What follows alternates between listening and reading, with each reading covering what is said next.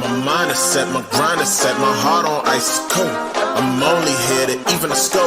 Whoa. My mind is set, my grind is set, my heart on ice is cold. We down right now, but did it before. Whoa. See from here we going up. Made the call, I shown up. Now the game is sewn up. Say my name is blown up. We up, we up, we up, we up, we up, we up, we up, we up. See from here we going up. Made the call, I shown up. Now the game is sewn up. Say my name is blown up. We up, we up, we up, we up, we up, we up, we up, we up.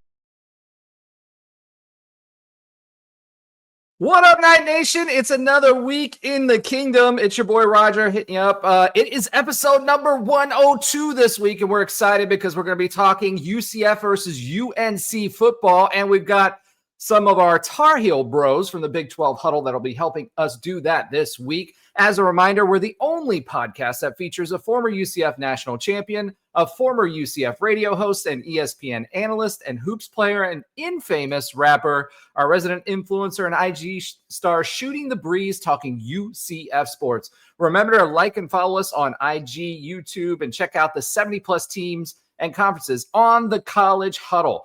The Big 12 Huddle, 4th in Florida, and our new stream coming your way. So super excited this week. Like I said, we're starting our series where we're going to have opposing fan bases each week come and join us and help us preview this week's upcoming game. Obviously, UNC is a big one. We've got K-State lined up for the following week, thanks to the Big 12 Huddle. And we're super excited to talk about all of those things. So after we get done talking with the Heel Brothers, we'll do our own preview as well, sprinkle in some additional pieces of information from that.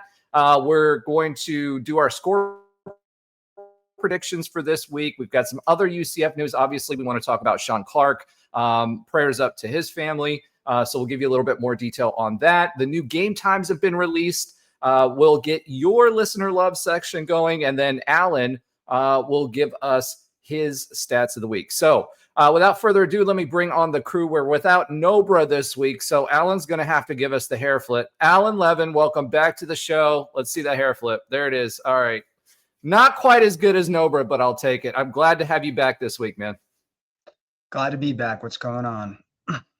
Oh, man, I'm excited. It's UNC week.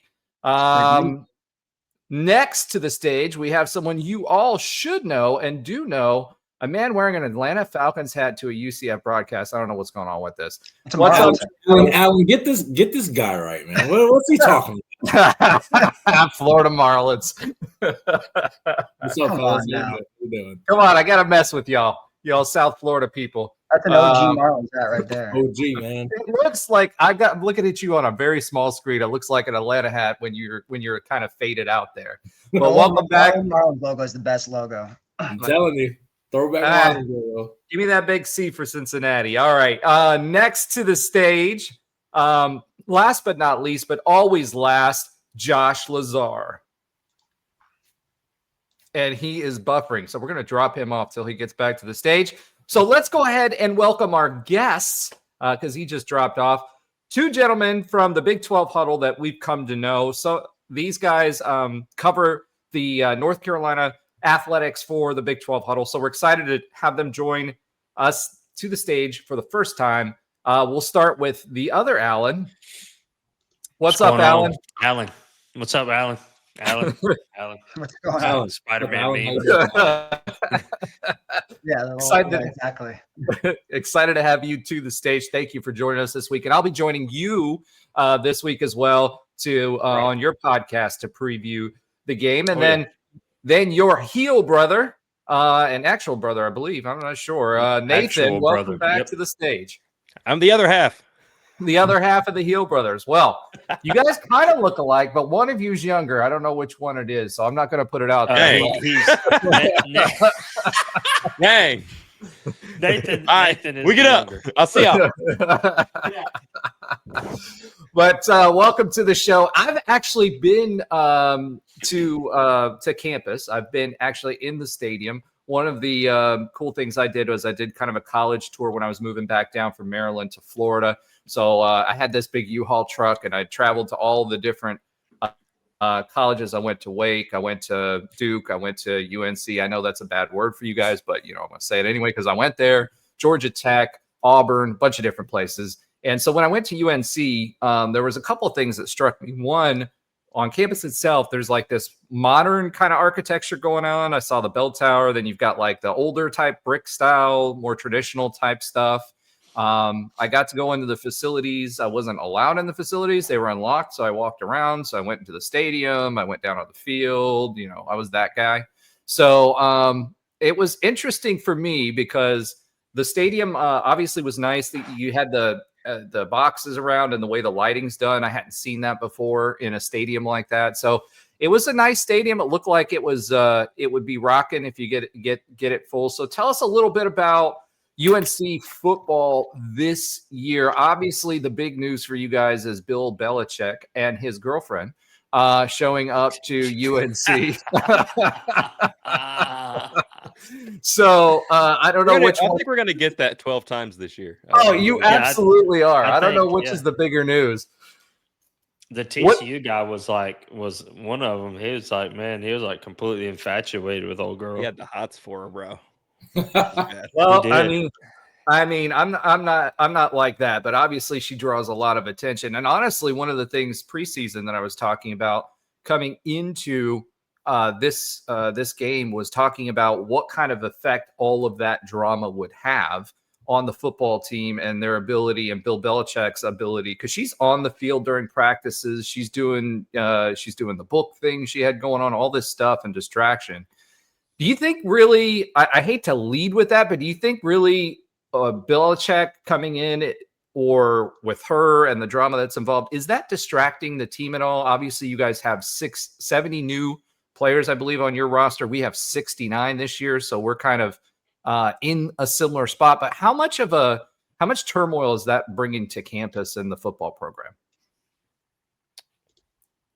You want to leave that one to me, Alan? I see the look, so I guess I'll go ahead and go. Okay, so the national media really picked up on Jordan Hudson immediately, just because, and more power to them. I mean, they got to talk about something until we could get to actually being on the field. So the question if Hudson was legitimately an issue was something that was brought up early.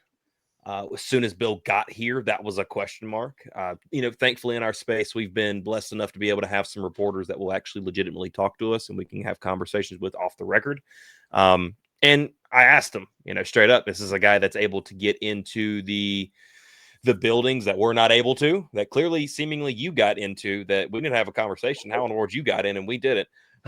So, they were able to get into those buildings, see that during the, around the team for press conferences and light practice work. They didn't get to see a ton this year, but that conversation died very quickly with her. Now there has been, video. Oh, she was on the field. She was on the field for the spring event. We got rid of the spring game, which I love the spring game, but they did a spring event. It was really just like a very quick scrimmage, few plays, nothing crazy. It was really much to it. She was on the field for that, but a lot of people were on the field for that. As a matter of fact, I didn't get to go, unfortunately, but there was a ton of fans could actually come down onto the field, on the sidelines, which I thought was actually a really cool thing. And I wish I would have been able to go to that. But then the video comes out. I think it was last week after the Charlotte game. She was holding the door open for TCU. She was on the field really quickly, briefly for pregame, and then she was up in the box having a good time. And then last week they saw a video of her holding the door open for the team as they were, I think, coming. I don't know if they were coming back into the locker room or coming out of the locker room. I can't remember which one it was. But as far as her being a distraction to the team, no, that is something that people pick up. They try to run with. The team don't really care. She's not in day-to-day operations inside of Keenan. That is something confirmed from our sources on the inside that they get to see this stuff. She's not there. So it's not been an issue. It's been something that kind of the national media is kind of having some fun with, and screw it, why not? You get age difference like that. You know, Bill, do your thing, brother. As long as you start with football games, and so far back-to-back games. Hey, so there we go. There is that. But well, issue. And kind of bringing it back to football and Bill Belichick and his effect, right? So obviously from Bill Belichick, you know, you've seen the memes, the hoodie, the Darth Vader kind of look and all of that stuff. And, you know, we had George O'Leary back in the day. He came from the NFL and came to UCF, and Trey actually played for him at his very last season coaching. And he was always known as like gruff, no nonsense. He would joke with the media and stuff and be nice to people. But, you know, when it came to the football field, he was a very old school coach. And Bill Belichick obviously is known for that as well. In this era of NIL and what these kids are, I mean, they're a lot softer. They have a lot more power in the dynamic. How has Bill Belichick worked into like the college system and recruiting? Is it a net positive? Like, what do you guys think of Bill Belichick, you know, coming to North Carolina? And let me do this real quick because Josh Lazar is back. So truly last but not least, but always last, Josh Lazar.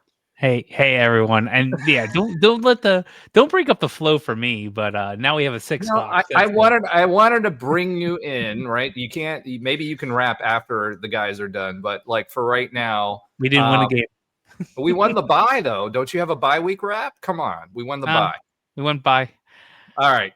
So, guys, back to you, Nathan and Alan. You know, just kind of talking about Bill Belichick, his influence. How's he, like, integrated himself? How did it go with recruiting and NIL? Like, how's that whole dynamic working? Obviously, he's a big name, big with the boosters. You saw at the football game. You had Michael Jordan there and a bunch of other people, right, that were famous people. So he's bringing people back to UNC.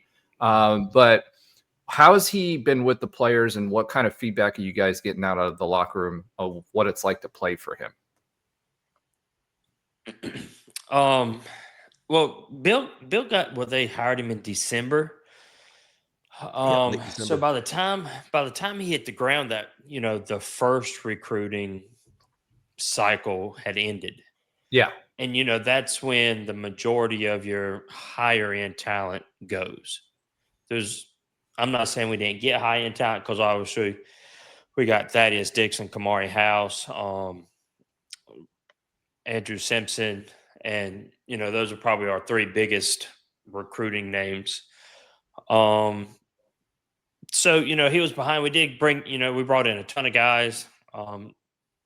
The talent wise, where it stacks up against the, you know, the first recruiting cycle, is probably a little less. So far, the 26 season and the 27 season recruiting classes, you know, they're stacking up nicely. North Carolina's flipped a lot of guys. They flipped one from Tennessee, the leading tight end. His brothers came in this year with out from left Tennessee and came to North Carolina. His younger brother has been committed to Tennessee and flipped his commitment from Tennessee to North Carolina. So, you know, he's gotten traction in the 26 class, probably just for namesake. You know, it's still kind of, you know, the cows are still out of the pasture right now as far as, you know, is this football team going to be any good this year? And, you know, he's gotten some big in-state recruits so far in the 27 season, but he's recruiting all over the country. And I don't think he's having problems. And I think, and, you know, people said, you know, oh, Belichick ain't going to go to nobody's houses. Well, he's been to recruits' houses.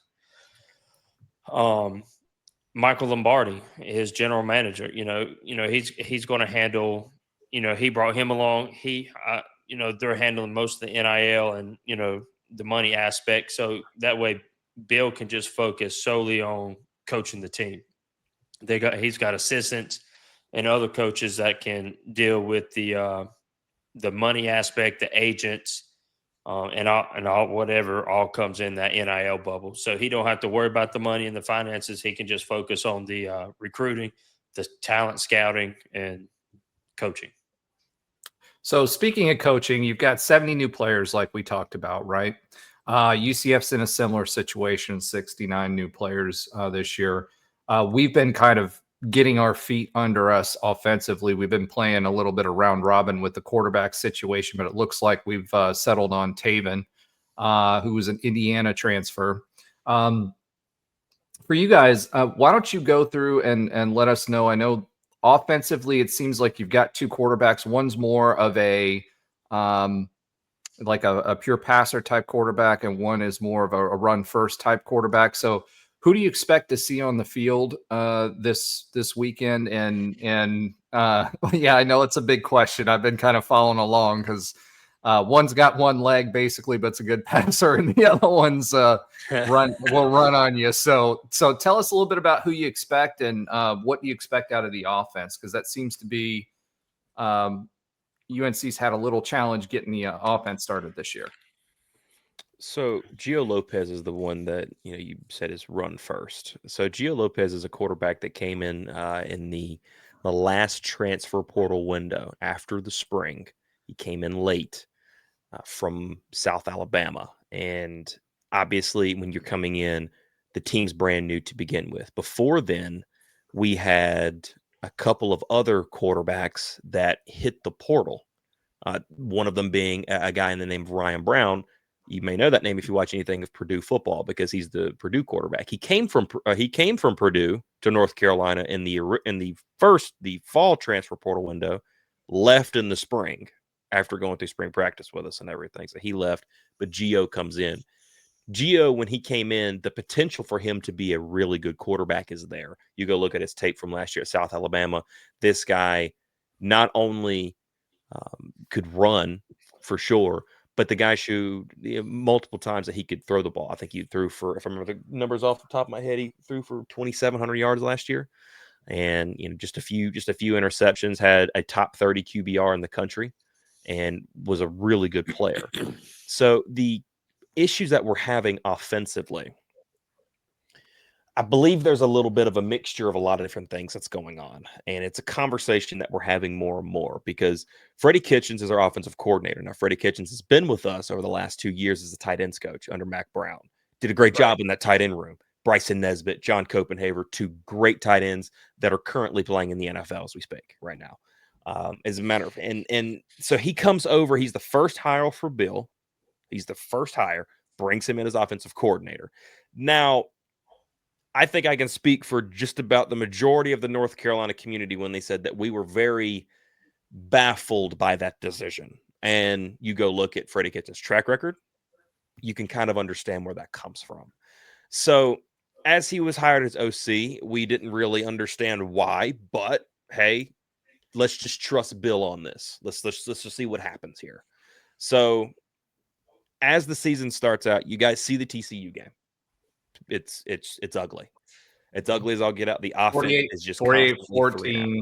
Yeah, completion percentage was 40% in that game. So 4 for 10, only through 10 attempts, which is what really jumps out at me. Is you had 10 attempts the first game, 25 the second game, 18 the third game. Completion percentage went 40, 68, 55. So that Charlotte game, you guys were able to complete some passes. Most of them seem to be short yardage when I look at the longs, and when I look at the average, 6.9, 6.2, 6.6. That's going to be short yardage type plays with higher completion percentages.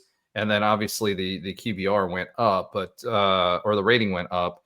But that was something that jumped out. And then the Richmond game and the TCU game, the other thing that jumped out to me from a quarterback perspective is that there were 2 sacks on each one of those games. And against Richmond, you wouldn't expect that, right? So I think as you talk about the quarterbacks, how are they matching up with the linemen, and how's your O-line put together? Are they pretty much new too? Because our O-line's we only had one guy come back for our O-line. So is that kind of your situation as well? Yeah, there was 2 guys that are back on our offensive line, and that's a guy by 3 guys technically. Trey Green, Aiden Banfield, who was a true freshman last year and started every game, I think, outside of maybe 1 or 2 because he had an injury issue early in the season, And then Austin Blasky, our center, who's been hurt the entire year so far. He's supposed to be back, not for you guys, but our next game, will be 2 weeks after you guys, which will be Clemson at home. That's when he's supposedly supposed to be back. He broke his foot in the middle of fall camp, and we've really missed him. So you've had some young guys and some transfers, one from Holy Cross and Christo Kelly. He's been starting there, and another one in Chad Lindbergh, who was originally a Georgia commit, stayed there for a few years, never saw the field, went to Rice, had a decent season, and has now come to North Carolina. And this entire offensive line is trying to figure out who in the world that they are. We got a true freshman starting at left tackle in Aiden Buchanan, who's done a fairly good job. Here's some times. If he's up against some real senior guys, then he's going to have some issues being true freshman. Guy just came out the high school football field. He rolls into Kenan Stadium. Hey, by the way, you're starting on Saturday. Have at it, Captain. So you got that. But Max Johnson has not been a factor at all this year. They've put him on the field for a few plays in the back half of that TCU game after Gio got hurt. He got hurt, lower back or hip, I believe it was, injury in that game. But Max Johnson hasn't seen the field since. He is sitting back there as a senior guy, and I'll let Alan go into that a little bit more on this because it's been a conversation that we've had through our Sunday Tar Heel and everything else. But Gio, the team wants Gio to be the guy because, and I'll let Alan go into this a little bit further, there could be a higher potential with him, right? But the offensive struggles overall, I believe, is a combination of play calling because Freddie Kitchens wants to run the ball. And I'm talking about run the ball so much that on 3rd and 13, hey, by the way, we're going in power and we're running on an inside zone. After we've done it 2 straight times to begin with. Not even a screen or anything like that. That's another thing he loves running screens, but he doesn't disguise them. There's no disguising whatsoever. It's like, hey, you on the other side. Yeah, you. We're going to be throwing over here. Meet us there in about 5 seconds. That's how bad it's been. Alan, you go ahead with quarterback position. Trey, and I'll say this real quick, Alan, before you start. Trey, as a defender, former defender, and Trey obviously as well. You start doing that makes life a whole heck of a lot easier for the opposing defense. And on top of that, if your offensive line has that kind of challenge, because you mentioned offensive line, our D line is actually one of our strengths for the season. Very seasoned. We got 5 stars on the defensive ends. We've got 2 really well, and we've got 2 really, really good. One's a 4-star, former 4-star player, interior D lineman, and we've got a rotation that they're about 2 deep. So that's actually expected to be a strength for us this year. NFL guys as well. They're NFL guys. So if your offensive line's struggling, that's gonna be rough. Woohoo. You sound excited. Yeah, this is gonna be a good game, guys. Holy smokes. I'll play devil's advocate. The TCU game play calling from Freddie Kitchens and slightly from Charlotte, it wasn't good. Now, you talk to some of the beat writers, and they have asked Bill Belichick, are you guys still evaluating players? Could y'all still be evaluating players? Because during the TCU game, it was just like line shifts in hockey, man. It was just one right after the other. And then, Charlotte, it was the same way. Our running back 1 was 5th on the depth chart. Didn't see snaps in TCU, got a handful of snaps against Charlotte and gets to start against Richmond and just breaks off a 50-yarder or a 48-yarder, ends the game with a touchdown and 140 some odd yards. 148 on 14 carries. There you go. So he's pretty much taken the running back 1 true spot, freshman. just for his ability to do it, I reckon. But anyway, that's not talking about the quarterback, so I digress. When I see, and I am not an X and O, I'm not an X and O's connoisseur. I see what I see. When I see Gio drop back in the pocket, and he's known as this run first guy, one, you see some of our, especially because I was able to watch the Richmond game twice. And watching it the second time, you saw some of our receivers just running wide open, and he never sees him. In especially in the TCU game, he would throw it to Jordan Shipp and Jordan Shipp only. He stared him down one time, and the safety, their top safety, Bud Clark, just absolutely read his eyes and just took it to the house. Does he have an arm? Can he air it out? Does he have an arm? No. Our first drives were awesome. Our first drive against TCU, I'm sure everybody saw it because it was the only football game on. Right. But they hit the deep pass to Jordan, Charlotte. They hit the 50-some odd yarder to Chris Culliver for a touchdown. He overthrew Isaiah Johnson, who was wide open in the Richmond game. That was a long pass. So he's got the arm. He can really. I don't take nothing. He can really spin it. I'm not saying that he can't. He can really spin it. It's just there's something between the ears where he's not going through his progressions. It's like he gets on one guy, maybe he gets to the second, and then he has a decision to make whether do I run, do I throw it, do I run, do I throw it? And so far, it really hasn't been the right decision. I was reading one of his stats was his average snap to pass time is 3.8. Max Johnson's is 2.3, and they compared it to our rival CJ Bailey, who plays for NC State. His is 1.8. So what you're saying is UCF fans should hope Gio Lopez is behind center this coming weekend because, if he takes that long, and all jokes aside, if he takes that long against this defensive line and these linebackers, he's going to have a long afternoon.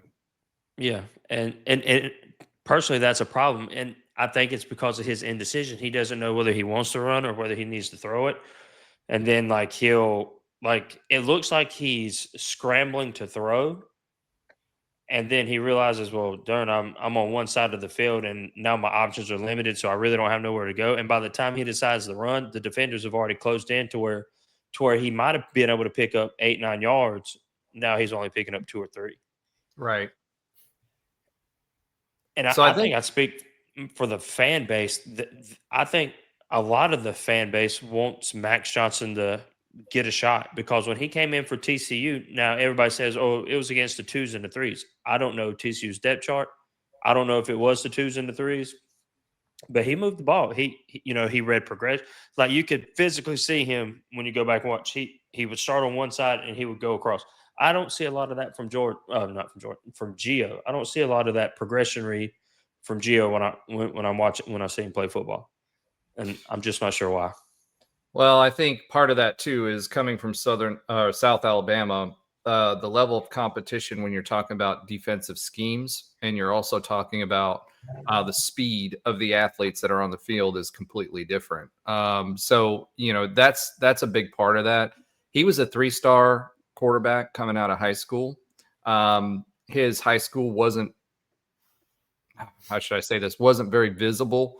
So when you step up in competition, it's less likely that you're going to be able to out-athlete people if you're a 3-star quarterback at a place like South Alabama, because he got recruited there, started there, and then transferred over to UNC. So I think part of that is just he might have experience, but he doesn't have experience either A, running that offense, and B, not being able to just physically out-athlete the opposing defenses. And that may be part of it. I mean, he's 5'11" and a half, so just under 6 foot tall. So he's not very imposing, but he's fast, right? So that's the key there. And for us, when we start talking about that, if that's going to be a strength for him, we've got to be able to maintain the rush lanes, especially with the ends when it comes to that. Last year, that was a little bit of a problem. We bit a little too often.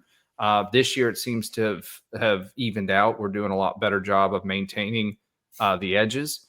So if he does come in for UCF, we're going to be trying to funnel him and keep him back in the pocket and then funnel him to our interior lineman if we can get him there, or go for a sack.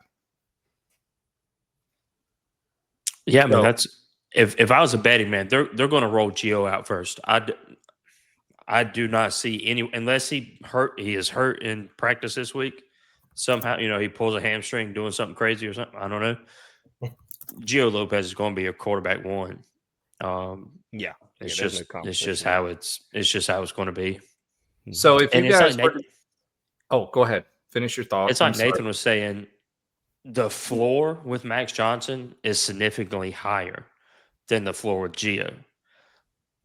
But the coaching staff keeps saying the ceiling with Gio is much higher than the ceiling with Max. Max is lucky to be playing football. Honestly, Max is lucky to have a leg after, they were thinking about he was going to have his leg amputated after he shattered his femur.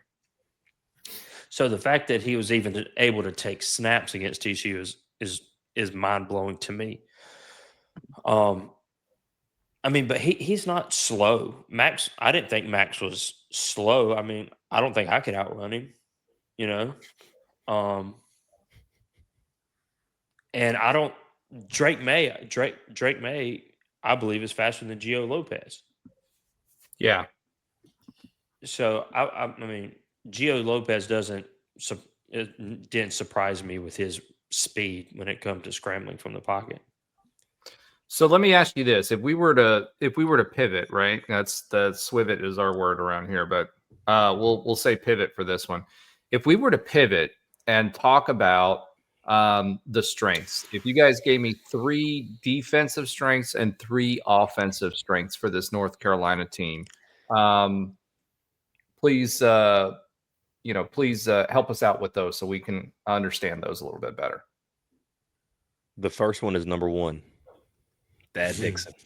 That man is going to shut down one side of the field, and nobody has tested him this year. I think he's literally been targeted in all 3 games. I believe he's been targeted less than 10 times this year. No. None of them 6. None of them have been completions. Every one of them have been either swats, and there was 1 drop. Thaddeus Dixon's not a guy that plays around, and people know that now. Strengths also is our backers. Kamari House is a linebacker, but he's also doubled as an edge rusher. Mekhi Bear is another one. So those backers and our edges are getting better, and they're getting in sync. Andrew Simpson is a hit stick, son. It shocks me at how hard that dude hits. There's times where he's reminded me of daggum Ray Lewis. Just the way he will just knock the piss out of somebody. I love it to death. Dude, the way he hit that one dude in the Richmond game, I felt sorry for him. I was in the stands and I heard the crack, and I was like, That means he was playing real defense. That's how it's supposed to sound. Oh man, like that, and that's something. That's the transfer from Boise. But Carolina has done something really, really good there. So I would definitely say Thaddeus Dixon as number 1. That guy in his the secondary is getting better. They had a really rough showing. Marcus Allen, more especially on the left-hand side, and they've been kind of I say left-hand side, but they've been really switching him and Marcus to play the outside. So Marcus didn't have a good first game for sure. Second game he got a little bit better. This last week he played a whole lot better. But he has a pass interference problem. He's just going to get him one at every game. Is he just not turning his head, or is that the problem? Is he's just not turning his head when he's battling for the ball? There's times where that is the case. Those are coming, fewer and far between. But for some reason, the one against TCU was bullcrap. That first one. I think the first one there kind of got in his head. Then they threw over him because he didn't know how physical he could be with the receiver, and it got over his head. And I think that's what just completely just screwed him out of that game, which shouldn't happen. You're supposed to be, next play up.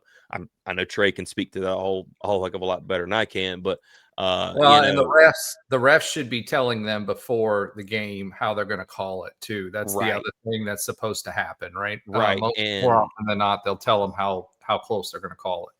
Right. And in that game, the reffing was, both teams were trying to figure out what the refs were going to call and what they weren't going to call. There were times where North Carolina get away with something and TCU wouldn't get away with the same thing, and vice versa. And there was a ton of that in that game. So that's not just towards us. That was the entire game for both teams.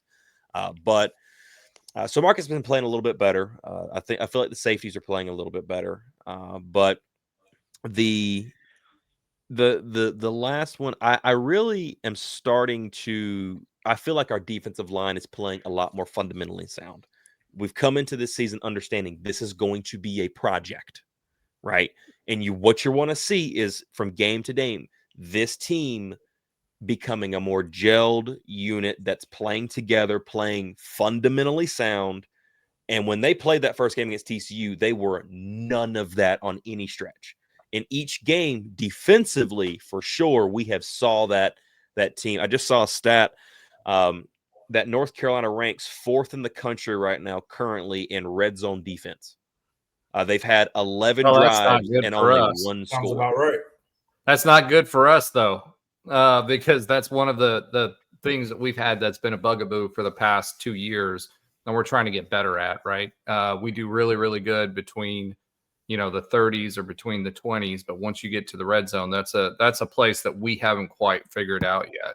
However, offensively, and I'm going to ask this of you, one of our key differentiators for our offense, and has been with Scottfrost, even his previous stop here, has been explosive plays. Now, both teams, I expect you guys would have less that you've held back, but it was week 1 against TCU, so there's not that much going to show beyond the scripted plays, because they're going to be, adding stuff as you go, and you're not going to show much against Charlotte and why can't I think of their Richmond, right? Yeah. So for us, though, a big part of our offense is popping those big plays and explosive plays. How's your team done against explosive plays defensively? Outside of, again, it's quality of competition. Right. UNC's defense hasn't really given up explosive plays. They gave up the 175-yarder on the first play out of halftime against TCU. Then I think in the second half again against TCU, the running back broke one for like 25, 30 something. Yeah. Outside of that, there's been no explosive plays. But again, it's quality competition. Our athletes aren't getting out-athleted, so to speak. So North Carolina's defense, I agree with Nathan, it looks better. And, they're playing with better pad level, especially along the defensive line. The safeties are not getting the ball thrown over their head, and we're gang tackling. So it's really just outside the TCU game, and that's the only measuring stick against a Power 4 team Power 4 teams that we have. And I think TCU is a better team than what people thought coming into the season. So really UCF is just going to be another measuring stick. Like, where is North Carolina in this growth process? And for you, conversely, UNC will be for us as well, right? Because the 2 teams we played were Jack State, who was the Conference USA champion last year, but had a lot of turnover, right? And then we played a team an FCS team that, honestly, even the coach said we shouldn't have played the game. They lost 3 quarterbacks during the game because our defense was just eating. So, their top 3 quarterbacks went out. So we don't have much of a measuring stick there, but I will say this, Taven Jackson, who's kind of solidified himself as quarterback right now, he is getting better. My concern with Taven Jackson is that he may take a beat too long to make a decision to throw the ball. That being said, he's got a cannon of an arm. I mean, he can throw 60 yards accurately, no problem, and with just a flick of the wrist, right? So it'll be interesting to see, because to me, I think Taven's performance, especially throwing the ball, and we like to spread the ball around. We don't just, we're hitting tight ends now. We're hitting the short game, we're intermediate game, and we've got guys that are running more complex routes over the top. They're going to, offensively, UCF is going to test North Carolina's secondary early and often to get the run game going. Well, that to me sounds like North Carolina has a better chance of winning because they with Thaddeus Dixon. Now I don't know what they'll do against UCF. I don't know how many top grade wide receivers you have against Richmond. Thaddeus traveled with their best receiver. That's the first time I've seen Thad follow one guy. Well, he also did the same thing with Eric McAllister for TCU. And that was the returner, and he got targeted once right before halftime. Thaddeus knocked it out of the air and looked at McAllister and wiggled his finger, and he never seen the ball again the rest of the game. Like Hoover never even looked at him. Yeah, and that was his top target. All the other wide receivers were brand new. So he's a ball. Safety. We have a safety in Will Harvey. You know, he's a veteran guy. He's been there. He typically doesn't let stuff get over his head. Gavin Gibson, he's the guy. He's the other safety that we have. He a lot of times he'll come down in the run fits because he just likes to light people up. I've seen him make some big time hits on receivers who come across the middle. If our weakest cornerback is Marcus Allen, I'm pretty confident it'll just be it might be a battle of wills. And, Bill Belichick's always famous for making you play left-handed. So, yeah, Bill might roll out. And if y'all want to throw the ball over the field, he might roll out and nickel and make you run it on us all night and see if we can win that way. I'm not sure. Yeah, and that's I like our chances if you want to throw it at us. That's the interesting thing for us, right? We've traditionally had a strong running game. We've got two actually more than two really good backs. Jaden Nixon, Big 12 player of the week last week. I think he averaged something like 30 yards per carry. It's that's a good stat. Yeah. Well, he didn't get that. It's a real good stat. He touched the ball 9 times last game and scored on 3 of them. So I don't know what to tell you there, but he's a pretty good football player. He was a 4-star, went to OSU. He was behind their number 1 back who wasn't going anywhere, and transferred and then ended up with us.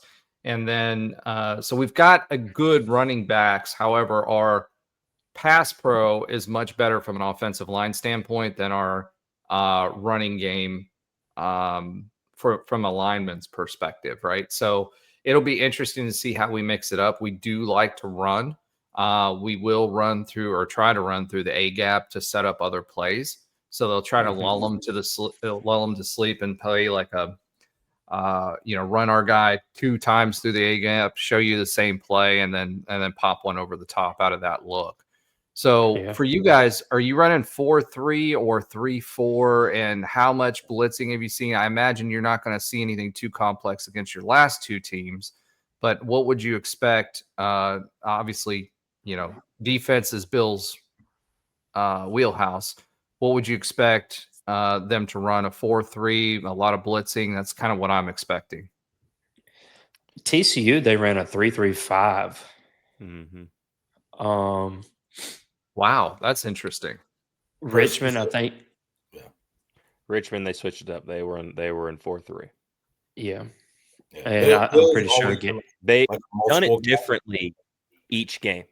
Yeah, he's a personnel kind of guy. Depending on what you see that week, he's gonna match it. Like, he's not gonna be stubborn to, like, I'm running this is what I'm doing. He's never been that. It's been what does the opponent do? Like you said, he's gonna make you play left-handed. What does the opponent do best? All right, we're putting the personnel, we're running the defense to take away what they do best. Beat us with your curveball. That's his MO forever. And like you said, that's what he's been trying to do. The first 3 games, like this Tar Heels team that I've watched, I'm like, he is trying to build the college version of the Patriots. Like that, that's exactly what he's trying to do. From you guys hinted like Freddie Kitchens. That's like he wants to build North Carolina. Trey, hold on. I'm sorry. I wasn't laughing at you, but he put this comment from Tim in Florida, and it just tripped me out. She is not an issue for the team. I promise. She is not on the sidelines during the game. She's she's up. If she's there, she's in a box. She probably won't even be at the game. I would be surprised if she was at the game. Yeah, I mean, I hope she is, and you know what? I hope she's a distraction. I'm just going to put that out there. Maybe you put her on our sideline this week, and maybe she's a distraction for our guys. That might be something Bill Belichick does. that could be a technique. I wouldn't put it past him. All right, so we talked a lot about defense. Obviously, that's a strength for y'all. Offensive strengths, if you just wanted to name 3 things, what are 3 offensive strengths? Obviously, the running game, you guys have been leaning on that quite a bit. What are 3 offensive strengths if you just had to rattle them off, 1, 2, and 3? One being Jordan Shipp. That's going to be our wide receiver. That probably would give the cornerbacks the most trouble if Gio can see him. And the newly lamented running back 1, in my opinion, Damon June. His name's spelled demon, but his name is Damon. He runs like a demon. He is that hit the hole as fast. As soon as he took that first snap against Charlotte and he hit the hole, made one cut, and he was up the field in 9 yards. Now he is not the track speed guy. He's not that 10, 8, and 100 meters.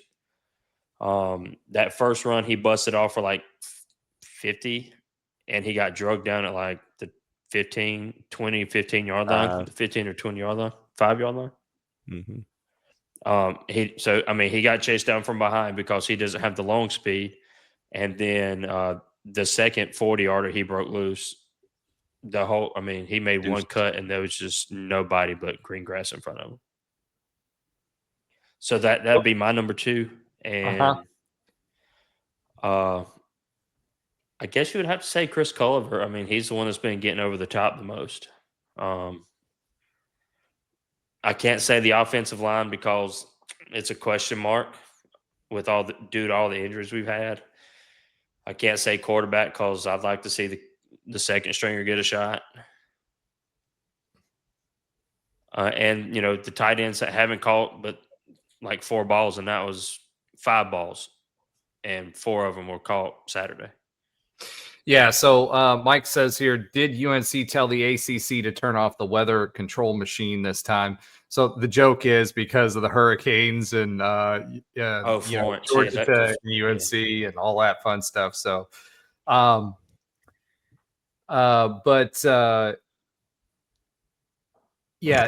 it's one of those things that. All right. Now, Defog is actually he knows his stuff. Like he's great, and I love. He needs to comment more, especially when it comes to the X's and O's kind of stuff when we get into that. But I'm expecting this game to. I just want to see what Bill cooks up, right? Because I think with Bill Belichick joining the staff. And it's really interesting to me because I didn't realize that he had 3 different defensive schemes, which makes it real hard for us to game plan against offensively. So it's going to be interesting to see what happens with that. Let me ask you this.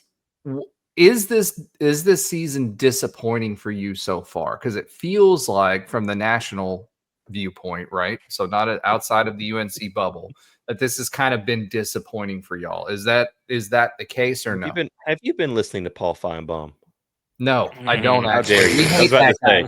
No. We hate that guy. Seriously. Yeah. It's okay. We do too. Paul Finebaum is like, yeah. I made a video on how bad Paul Finebaum is.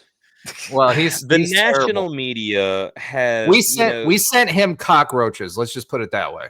In a box in the mail. That's very good. Yeah. So that is very good. That is awesome, actually. I might send him a glitter bomb. You should do that. You should also send him something from one of those naughty sites or something like that because he can eat one. So go ahead. That's how strongly we feel about Paul Finebaum around here. Oh man, I tell you. Anywho, the national media. Of course, all the hype was Bill Belichick's coming to college. Holy cow, here we go. The fan base is excited. there was definitely at times, and even I'm guilty of it for sure, is, you kind of get into it when you see Bill come to your team, you get excited, right? It's like, holy cow, like this dude. Do you? Does he not scare you? Isn't there like an aura around him where he walks by and just like the air turns cold or something happens there? No. We have been in his presence as of late, and he is actually a very nice human being. So he smiled at me when I asked him a question. He's not lying. That is true, actually. But anywho, that's part of our oxymoronic stat of the week. Bill Belichick smiles. That's it. Yeah. He gave me one of these, and that was it. And he was done. But anywho, so the national media ran with everything, thinking like, holy cow, here it comes. It's Monday night. It's Labor Day. TCU's coming to town. Keenan Stadium, the first time Chapel Bill is going to be in action live and in person. Here we go. Here's the thing. How is he going to do? Can he get North Carolina to the – we all heard the storylines, right? They have to understand where this team was, the turnover that happened, the UNC culture that has to be broken, right? There's 70 brand new players. North Carolina is very well known for they can give you all the hype in the world. Think about North Carolina outside of last year, which last year quarterback situation, bad, third string quarterback, a whole deal. North Carolina's in the top 10, 15 every year. But then they step on a landmine and their whole season blows up. How does that consistently keep happening? How do we keep getting close to that mountaintop and just plummeting like a sack of rocks? How do we get rid of that? I'll have the answer for you for that. It's culture. It's the same thing that happened under Gus Malzahn here, right? That's something we talk about all the time, right? So Scottfrost, Coach Hype, those guys before, they built up that culture off of the back of Coach George O'Leary. That was a bridge year, and Trey speaks to this all the time. No, I'm serious. You have Coach O'Leary, who's a hard-nosed football guy. You have Scottfrost, who comes on as more a player's coach kind of guy, right?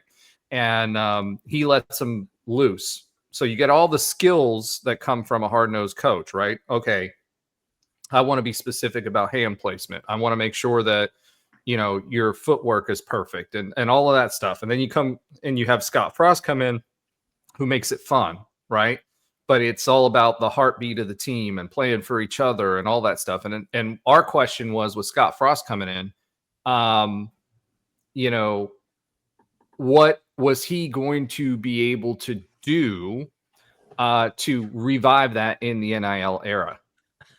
So you guys are just now seeing that comment. I left it up there until I was waiting for you to No. I like Defalk. This first, I was going to say, man, I'm liking Defalk. And then the second comment came up. And he started talking about LeBron being the GOAT. And I like LeBron, the basketball player. Alan knows this, right? Cavaliers fan, Golden State fan. There we go. But yeah, listen, my brother. Yeah, Jordan. Listen, we're not going to bring that. That's a side quest for us. For basketball season, we'll bring that back up, Default. But I will tell you this right now, Jordan, and maybe I'm showing my age at 44, but Jordan is number one, always will be. And Kobe's a close second. I'm 25. I'll back you up.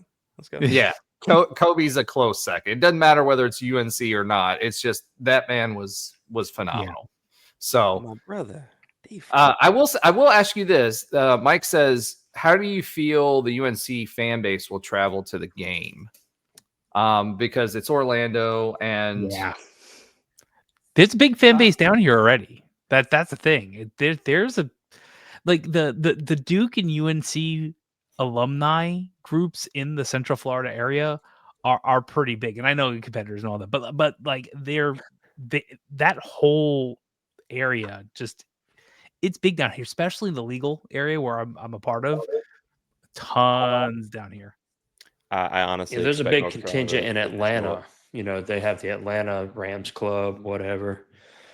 I mean, I guess it just depends on how well you guys sell it out. I'm sure there'll be, the usual family and friends. It'll be sold out. Our season tickets have been sold out for 3-4 years, longer. in a row. So it'll be a question from availability perspective. Unfortunately, our stadium, how much does Keenan seat? Isn't it 55? Yeah, we only seat 44 and change. We used to seat 46. So there'll be a section there. I don't think many people will be selling their tickets for this game. Although they'll make a pretty penny if they do. But I don't think many people will be selling their tickets because it's Bill Belichick coming to the game. And this has kind of been hyped up for us, even though we're excited about the Big 12 season, obviously, again, right? But for you guys, this game is like huge. I wouldn't say the game is huge. I would say everybody wants to see the novelty. It's like last year when Colorado came. Like, Coach it was a Prime. conference game, but it was more of the. How'd y'all do? We sucked last season. There's a reason. There's a reason Gus isn't here. Let me put it to you this way: Gus was putting us into Miami territory, and what I mean by that is we won the offseason, but lost during the football games because he didn't know how to manage rosters. He knew how to get rosters. He didn't know how to manage them very well. So that's the biggest problem there. Huh? The prior Miami. This new version of Miami. No. It's okay. Don't worry. Miami still found a way. They'll still find a way. Listen, all I got to say is y'all better not let them win the ACC. Yes, Do not let them win the ACC. That's all I got to say. They always implode. I know. 22 straight years, and they beat the Cows last week, so they completed their mission. Now we're back to Miami hate. But,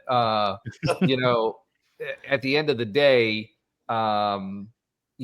just don't let them win. That's the last thing we need is Miami fans being even more boisterous than they are coming into the season. They're going to win the championship every year based on their recruiting class, and then they fall on their face. And the savior for the ACC with respect to Miami is Mario Cristobal, because his decision making is questionable at best.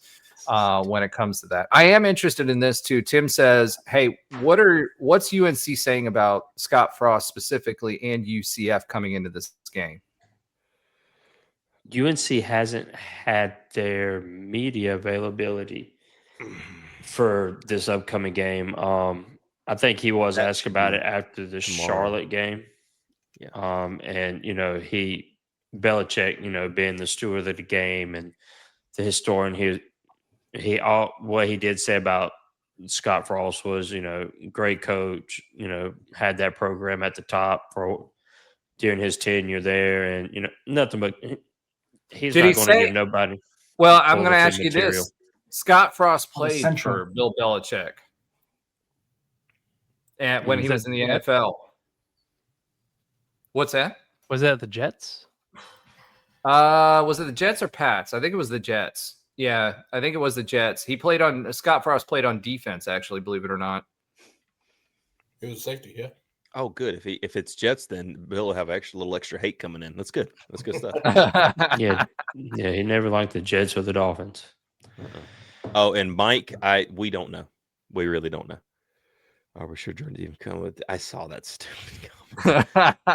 Are we sure Jordan's even coming with Disney in the same city? And actually, both his sons played for UCF basketball, by the way. Other than a questionable drug habit that one of them has a shoe store right in downtown Disney. So allegedly, let me just put that out there so we don't get sued. I hope he comes. Jordan's been on campus before. He's been in the basketball arena before. So hopefully he does come for this game. I think they're talking about it's Jordan. I think Jordan for Miss Hudson here. I think they're talking about Hudson. Yeah. Now I will say this. Mike says this, and we were going to mention this in I didn't want to bring this stat up for you guys while you were here, but I guess I'll go ahead and do that now. If UCF wins, Scottfrost will be on a 16-game winning streak as the head coach of UCF. If UNC wins this game, this will be their first ever win over a Big 12 team. Currently, you're on a 7-game losing streak, all coming double digits. So basically, you guys have lost every game against the Big 12 by double digits. Obviously, we hope to keep that going. No offense, but and thank God you guys aren't coming on the space game, because one, we'd be confused as far as jerseys were concerned, but two, we have never lost a space game, and we annihilate everybody on space game for some reason. So, from your guys' perspective, though, I think what the fans were asking was more like, what do the fans think of UCF and perceive UCF as a team coming into this game from UNC's perspective? I'll let you take that one, Nathan. I don't really know how to answer that one. I mean, I don't think these teams play enough to have an opinion, like to have a familiarity with each other. Well, it wouldn't matter. They're both new teams with new head coaches on either side, as far as that's concerned. I think the question is, like, what's the perception? The perception that you walk into this Carolina, game and think it's like a cakewalk, like, oh, it's just UCF. Like, is it like, does the average fan even realize we're in the Big 12, or are they still kind of confusing us with USF? We're the little brother to Florida University of Miami. Hey, we don't say that. West, the University of West, the directionally challenged. But they're not going to know that that's what they're called. So, like, I know, but wait, don't say it, man. Just don't say it. It's illegal. Throw your flag, Josh. I know you have flags over there. Throw it out. Other room.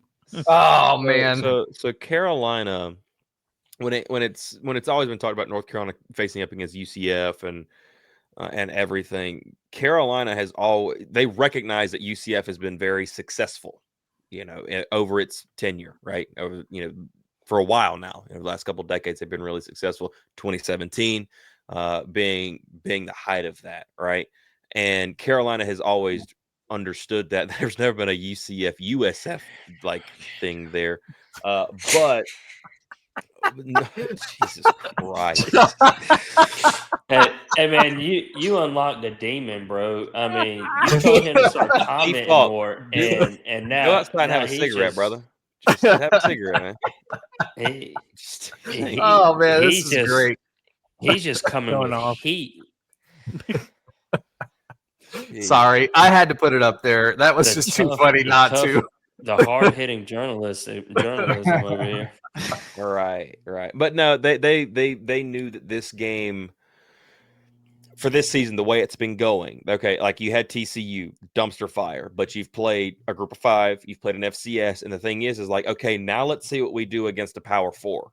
Yeah. That is the conversation. Like, hey, we've been stacking a couple of games. We're looking better each game. How does that level up now to your first Power 4 since you got obliterated and looked horrible? So they look at this game as a very good test for them moving forward, because another test to see where they are, because guess what? After you guys, we got a bye week, but then we got Clemson coming to town. And but Clemson's going to be pissed when they get here. Clemson sucks, though. I've been saying it all season long, and they proved it again last week. They won by the skin of their teeth on the other 2 games they played. Honestly, I'd be surprised. What's that? Doesn't mean it's not a tough game for them, though. For UNC, I'm not saying it's. I'm not saying it's. Catch Clemson when they're pissed, and then they take it out on us, and we get mad about it. So I don't care. When Clemson was bad a couple of years ago, and they only won 9 games after the bowl, they were pissed off, and they took it out on us, and it was a bad day. So it's not like the convicts versus Catholics kind of thing, but I'm just thinking the evil force with Bill Belichick on the one side, and then you got Dabo Sweeney on the other side. I don't know, man. He's praying about it. I don't know what's going on with that. I think it's like good versus evil in that game. But Clemson, I'm telling you right now, Clemson to me is a very beatable team. If I want to see what you guys do against us. Obviously, we're kind of using you as a measuring stick as well, right? We got K-State after that. K-State has not been good. I was singing their praises and expecting Kleeman and Avery Johnson to do much better than they have this season. I was expecting Avery Johnson to be special, right? But he's not. He's not playing well at all. So UNC for us is a measuring stick as well, because we finally got Taven Jackson in the as QB1. And kind of like you guys, Taven Jackson, he came in late, right? And for him to he didn't even start. He wasn't our starter game 1. And our starter got hurt. But Taven Jackson can spin the ball. He just needs reps. So it'll be interesting to see if he's had enough reps to play against Power 4 competition. He did well at Indiana as in a backup role when he had to come in. He did well at his previous stop in a backup role when he came in, but now he's got the team, and it'll be interesting to see how well he does against a Power 4 defense, especially one run by Bill Belichick. That's the one thing that I think people are undervaluing with the whole Belichick thing, because I didn't expect it to go well for UNC, to be honest. I've been talking about that since preseason. Under Belichick, it would take at least a season to kind of figure it out. But it'll be interesting to me to see how he does against y'all's defense. That's going to be the game to me. If he has turnover, then it's going to be tough because you guys can run the ball fairly well. You've shown that, right? So the question is going to be, can you get turnovers? Are we going to make mistakes? If we play mistake-free football, I think it's going to be a long day for UNC, unfortunately, especially if we get ahead early. We like to do that. So we're going to try to pounce early. If we can get ahead early, I don't know if you guys have the horses on offense to be able to catch up. So that's going to be the big thing for you. Who do you expect to win this game? I'm going to ask you that straight up. We're not hedging points. We're not doing anything else. Who do you expect to win this game? And I know that you're North Carolina guys, so I would expect you to say North Carolina. But realistically, if neither one of us were fans of the teams that we are, how would you evaluate this game, and who would you expect to win? It's going to be a good tough battle competition, but I'm going to say Carolina in a tough one. All right, Alan too. And when we did our preseason prediction, I was looking at the Big 12 rankings. Of course, we had TCU coming in first, and it showed UCF was predicted in the bottom 25%. I'm not sure how many teams, but it was closer to the bottom than to the top. I'm not trying to throw shade. I'm not going to pretend. I have not. Our expectations were low coming into the season because we were bringing Scottfrost in and we were blowing up our roster, right? We knew we were going to do that because Scottfrost plays a different brand of football. And so we were expecting that. So our expectations, our high was a bowl season this season. That was what our expectations were. Yeah. I do think that, and part of that is because our quarterback situation has been in flux for years. I mean, we haven't had a quarterback start and finish a season since Mackenzie Milton did it in 2017. So that's been our biggest bugaboo. Despite going undefeated the next season, we went in 2018, we went undefeated again. And numerous 10-win seasons since. Our biggest challenge has been the quarterback situation. And I honestly think Taven Jackson is going to have his shot. So according to DFOC, and he knows his stuff. So, all jokes aside, he comes with the heat as far as the jokes are concerned. But UCF was projected to finish 44th in the Big 12 rankings come season. I don't think that was right. I don't think you wrote that. I just talked. You really did expand, didn't you?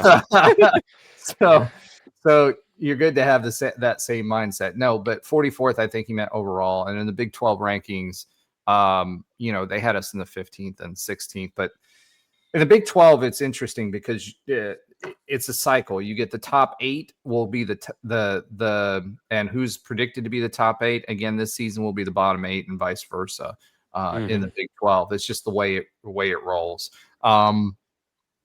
And he meant 44th out of 60. Yeah. All right. I guess he's not being serious tonight. So we were not picked 44th out of 16, but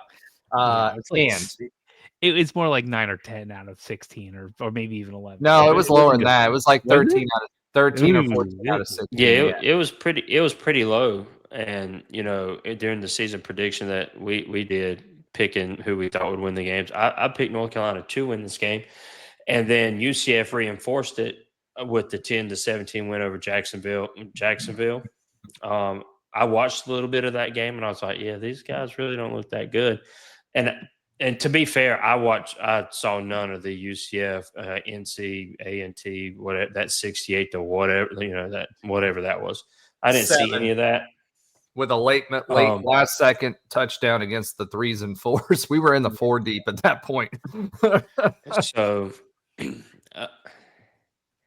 now that I've seen the offensive struggles North Carolina has, if Bill Belichick can get that defense to drag UCF down into the mud with us, I like North Carolina's chances. But like you said, if UCF can get out early and another thing, if UCF gets out early 14, 20 points, 20-3, 20-6, and Gio struggling, I'd be interested to see if they pull Gio and let Max try to bring us back. That's just neither here nor there. You would have to. Yeah, at that point, because he's the better passer.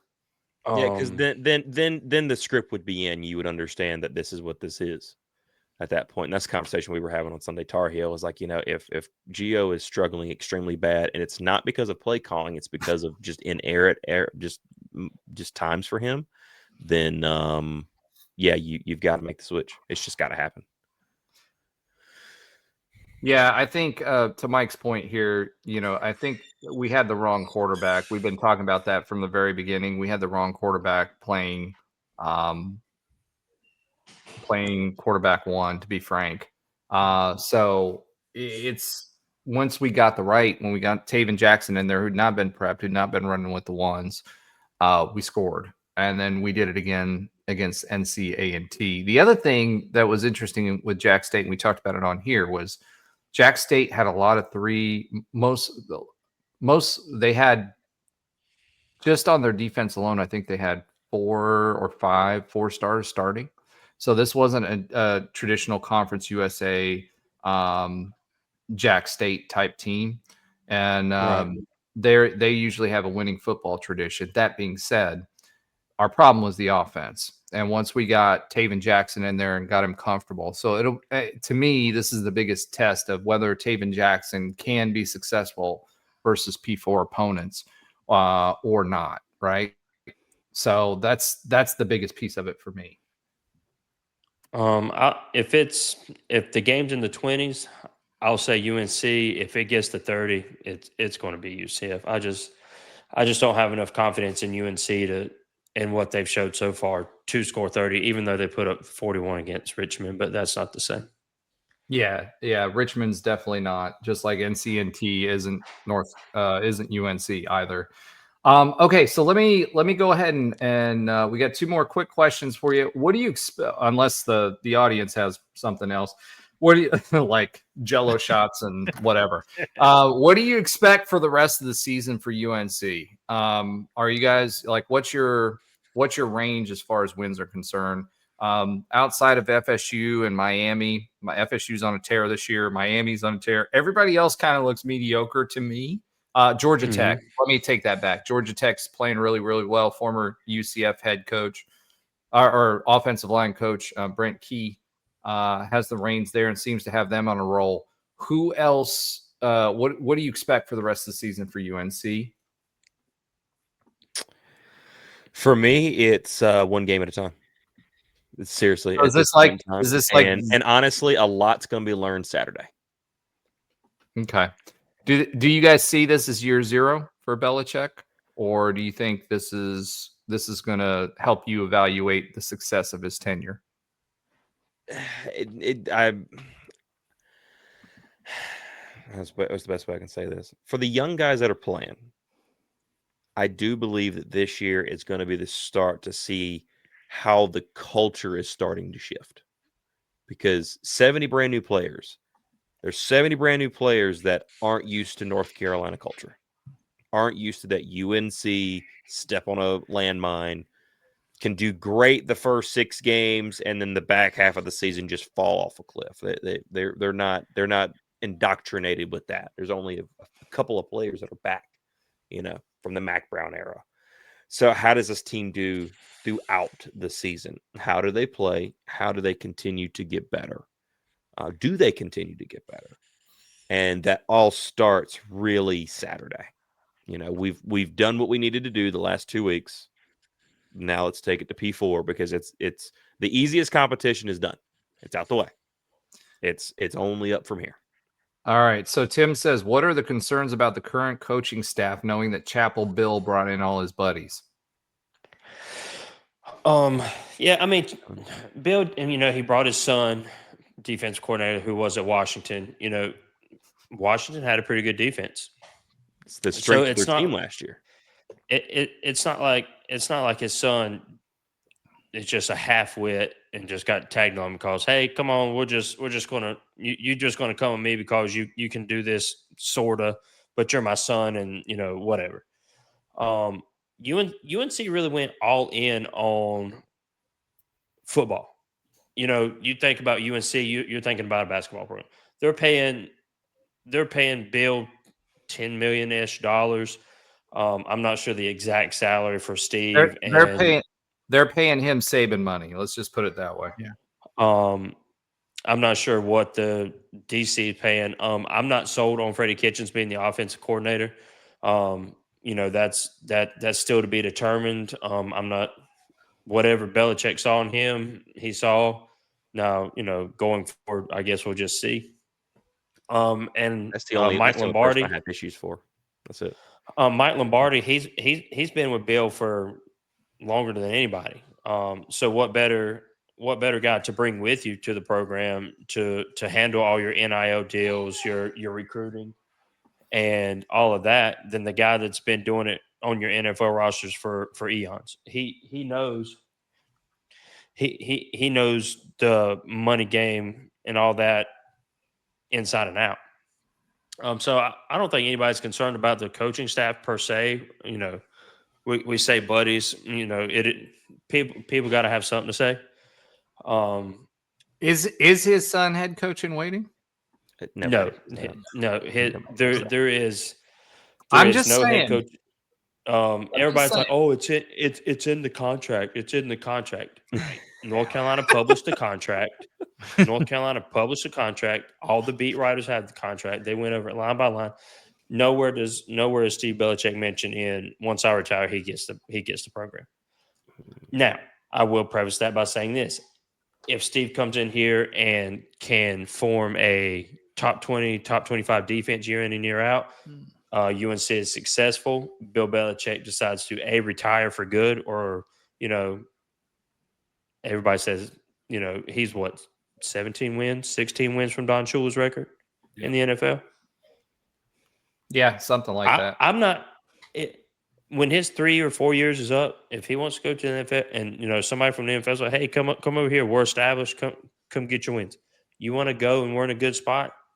And Steve has done a fantastic job with the defense. By all means, come in, take over the team. I have no problem with that. And if you want to go chase Don Shula, go get it, big boy. I mean, to me, you're the greatest coach of all time. Anyway, I mean, I never liked him. I never liked him when he was coaching the Patriots. I never liked Tom Brady when he was on the Patriots, but I loved Tom Brady when he went to the Bucs. And I've learned to appreciate Bill Belichick because somebody that can win that many Super Bowls with a head, and you can say it's Brady, you can say it's whatever. He still won 6 in the daggone games. It's a system. He was known for his system and his players. Julian Edelman and all those guys. That was the perfect example of that, right? So he's a CEO. So I think long term, Bill Belichick may be able to use his resources properly, but right now, you guys are in the same situation that we are. All right, so I'm going to ask you one other thing about this. Is there any type of specific stadium food that anybody needs to get when they're in Keenan? BYU has or Utah has ski shots. BYU has cougar tails. Is there anything specific at Keenan that people? I walked the concourse, which was covered and it was nice, and I saw all those areas. But what is there any specific food they should get when they're at Keenan? Okay, 2 things, and I got told this. One of them's brand new this year. Okay. But I got told this by I usher at the games this year, and so I get to talk to all the nice old heads that come through there and they know the place very well. So I have heard one thing. Do you guys like BLTs? Yes. Merritt's evidently is like the spot. I was told about this because I saw They people put at least 12 slices of bacon on there. 'Cause Yes. If you don't put 12 slices Yes. of bacon, it's not worth it. Yes, it is Okay. a massive amount of bacon on a BLT. And I saw people eating them. And I've been going to games for 4 or 5 years now. And when I saw people, I looked at my usher partner because there's 2 in a tunnel. I said, dude, man, everybody's having one of these Merit sandwiches. He says, wait a minute. You ain't ever had one, have you? I said, no, I haven't. He says, dude. And sure enough, as fans were coming by, they heard this and they stopped and had a lecture with me for like 10 minutes as they were telling me about these Merit sandwiches. So Merit's is the number 1. Number 2 is a brand new thing that they started this year. And it's on the dessert side of things, but it is a donut ice cream sandwich. It's 2 donuts with ice cream in the middle and there's sprinkles over the top. That is the deal. Like that thing is legit and it is big and it looks really cool. Awesome. Tim, I'm just going to say this. A BLT without the bacon, lettuce, and tomato is toast. I hate to tell you that. There's mayo there. There's mayo. That's a mayo sandwich.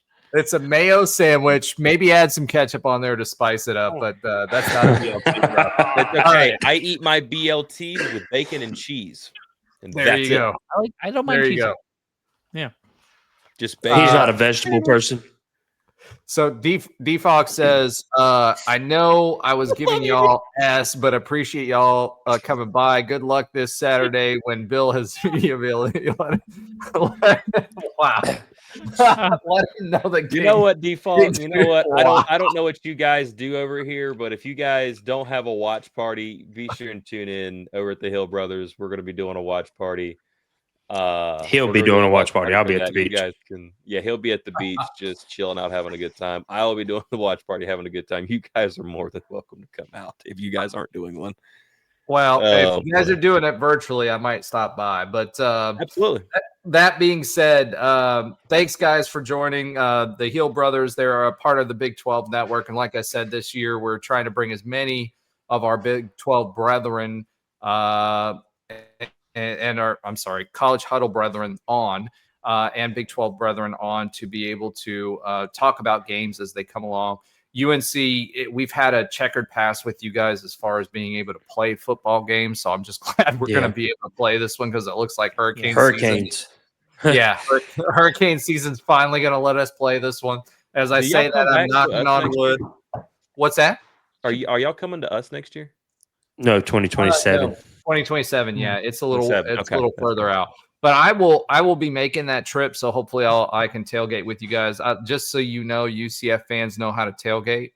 We're learning. I did see a $42 ticket in the bounce house for Saturday. You know, it's if I wasn't going to the beach. You know, I mean, I guess I could still come to the beach. I don't know. Well, you could absolutely come down here and hang out. There's plenty of beaches in Florida. I live literally 2 miles away from one, and I got a quarter mile behind me. So we've got plenty of beaches. You're more than welcome to come. Thank you for doing this. I'm looking forward to doing it with you. No, this has been a blast. I just hope we can have as much fun on our show as we had on you guys'. Well, I don't know if y'all do it live, but I'd be happy to try to field any Jello questions from your fans if they have any. Oh yeah, the problem is our head coach is jacked and strapped. That's a little different for a guy that's never subbed. I tell you, bro. Man, I'm telling you, you have found a diamond with this guy. He's great, dude. No, he's a great dude. Like I've known Default for years. Diamond. Yeah. Oh, no, man. hey, listen, this is the thing about UCF. I would like to see him and Ron. I want to see him and Ron to get together. That would be awesome. Him and Ron would be hilarious. They'll meet behind Taco Bell. I don't know, but let me put it to you this way: UCF fans are honestly a good group of people. We love to tailgate. We love to have fun. So I'm excited to come up to UNC. It'll be my second trip to UNC.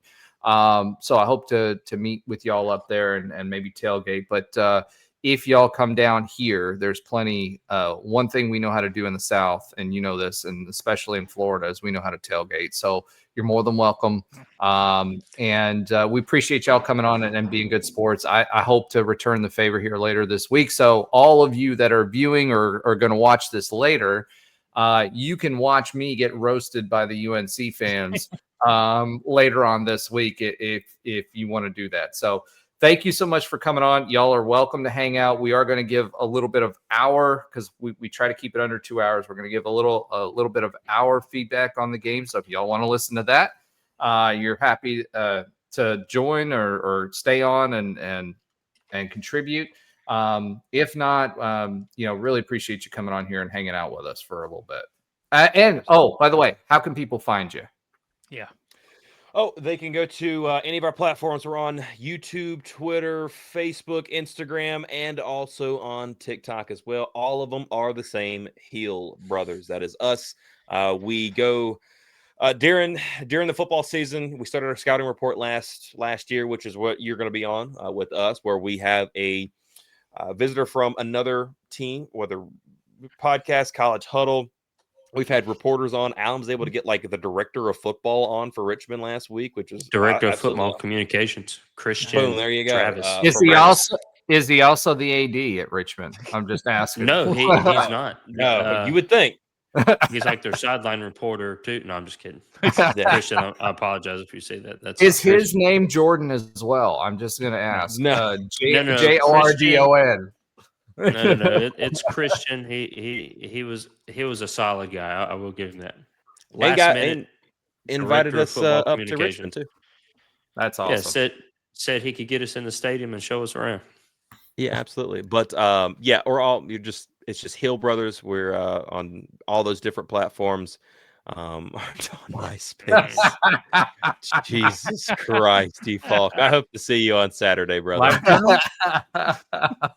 That's awesome. Man. For those of you that aren't viewing this and are listening on the podcast, Falk says Heel Brothers aren't on MySpace ? Figured since that was the last time UNC was good, maybe y'all still used it. I don't think MySpace was invented last time UNC was good, to be honest. No, it wasn't. That was the 90s, brother. UNC was good in the 90s.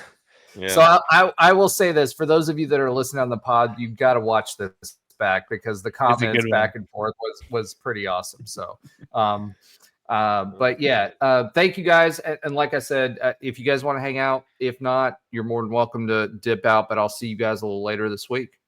Absolutely, man. I gotta go knock out some videos. So I appreciate the time. Appreciate all the comments. Yeah, I got a 1-year-old that you may or may not have seen that was standing right here wanting something to drink. You should listen. If you got a 1-year-old, you got to put it on camera. You can't do that and not put them on camera. Hold on, pause. Hold on. He was. He's using our vernacular. Pause. No, it's not that pause. Yeah, it's not that pause. You're right. It's not that pause. I will say, pause. Alan, this sure. Anytime someone says something that's a double entendre or could be taken that way, in juvenile minds, we always say pause. So I'm just going to put it out that way. Yeah. Or B, but in the private chat, there's been a couple, and you might not have known why. I will say that UNC mic cover in white, like that is really sweet. It's actually just a sticker.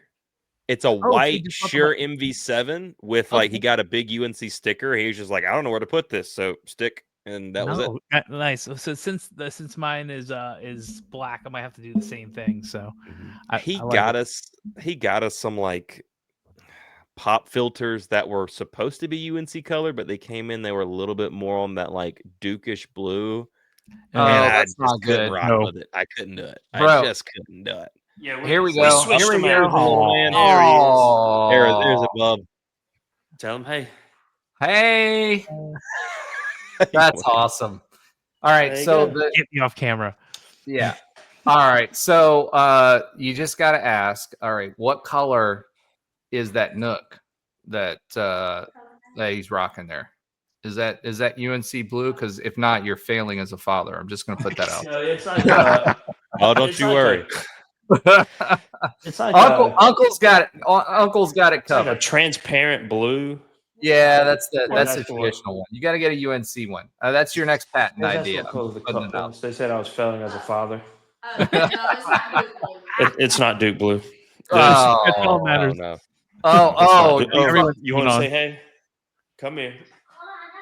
I'm forced to wear a more Dukish blue because I'm a Rams fan, and they just had to change their colors from navy.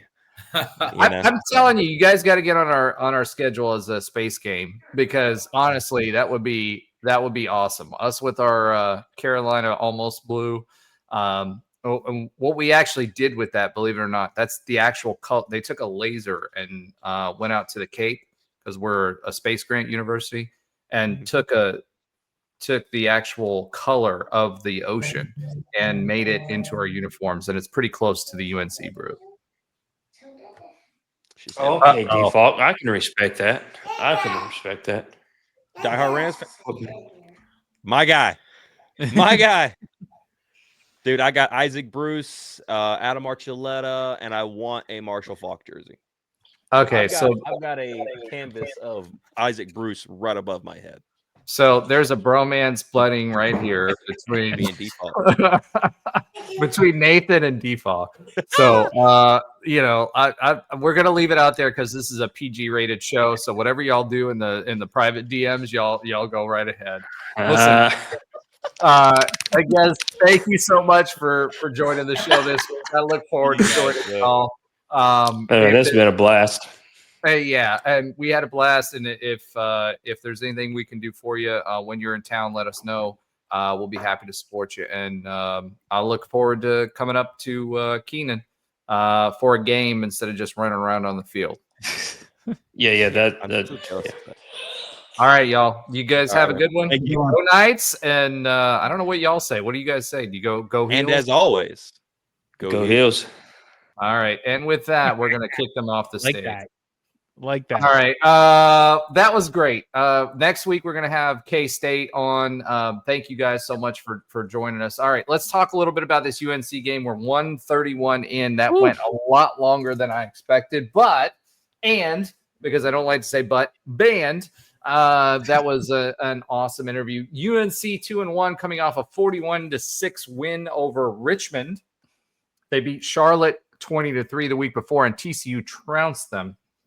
As far as keys to the game this week, I'm going to talk a little bit about that, and then I want to get your guys' perspective.